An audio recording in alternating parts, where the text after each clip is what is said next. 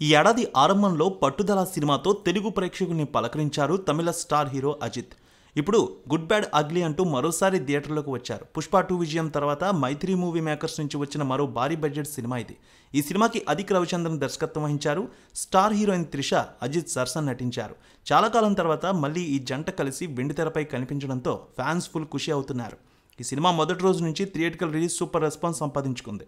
4 రోజుల కలెక్షన్స్ బాగున్నాయి. నేడు 5 రోజు కలెక్షన్స్ ఏ విధంగా ఉండబోతున్నాయి, ఆక్యుపెన్సీ ఏ విధంగా ఉందో చూద్దాం. ఈ సినిమాకు అజిత్ 130 కోట్ల రెమ్యునరేషన్ తీసుకున్నారనే వార్తలు వినిపించాయి. సౌత్లో ఇప్పటికే హైయెస్ట్ రెమ్యునరేషన్ తీసుకున్న హీరోల జాబితాలో ఆయన కూడా ఒక రికార్డు క్రియేట్ చేస్తారంటున్నారు అభిమానులు. ఇక ఈ సినిమాకి మొదటి రోజు 70 కోట్ల వరకు గ్రాస్ వసూళ్లు వచ్చాయి. ఇండియా నెట్ 28 కోట్ల వరకు అందుకున్నట్టు తెలుస్తోంది. 115 కోట్ల షేర్ని 230 కోట్ల గ్రాస్ వసూలు చేస్తే ఈ సినిమా బ్రేక్ ఈవెన్ టార్గెట్ పూర్తి చేసుకుంటుందట. ఇక టాలీవుడ్ నిర్మాతలు నవీన్ ఎర్నేని, రవిశంకర్ ఈ సినిమాని అద్భుతంగా నిర్మించారు. రెండో రోజు ఈ సినిమా 28 కోట్ల రేంజ్ కలెక్షన్స్ తీసుకొచ్చింది. మూడో రోజు 30 కోట్ల రూపాయలు, నాలుగో రోజు 21 కోట్ల మేర కలెక్షన్స్ వచ్చాయి. ఇక ఐదో రోజు ఆక్యుపెన్సీ 27%తో 18 కోట్ల వరకు తీసుకురావచ్చు అంటున్నారు. ఇక ఈ సినిమాకి 4 రోజుల్లో 150 కోట్ల రూపాయల వసూళ్లు వచ్చాయి. ఈ సినిమా 3 రోజుల్లో 100 కోట్ల క్లబ్లోకి చేరుకుని సరికొత్త రికార్డు క్రియేట్ చేసింది. స్టోరీ వైజ్ చూస్తే AK alias red dragon Ajith ప్రపంచంలో పేరు మోసిన గ్యాంగ్స్టర్. ఎన్నో ఏళ్లు చక్రవర్తిగా చీకటి సామ్రాజ్యాన్ని ఏలిన అతను భార్య రమ్య త్రిషకిచ్చిన మాట కోసం నేర సామ్రాజ్యాన్ని వీడి జైలుకు వెళ్తాడు. అలా 17 ఏళ్లు జైలు జీవితం గడిపిన అతను బయటకు రాగానే తన కొడుకు విహాన్ కార్తిక్ దేవ్ను చూసేందుకు భార్యతో కలిసి స్పెయిన్కు వెళ్లేందుకు సిద్ధమవుతాడు.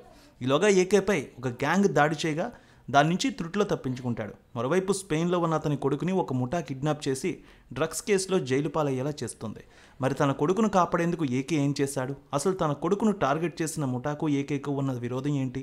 కొడుకును కాపాడుకోవడం కోసం మళ్ళీ తుపాకీ పట్టాడా లేదా అన్న విషయం వెండితెరపై చూడాల్సిందే.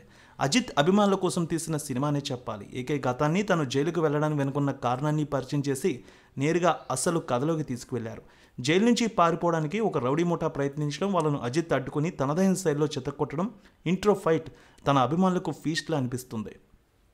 అజిత్ ఈ సినిమాలో ఏకేగా రెడ్ డ్రాగన్గా 2 భిన్న కోణాలున్న పాత్రలో చాలా స్టైలిష్ పెర్ఫార్మెన్స్తో ఆకట్టుకున్నారు.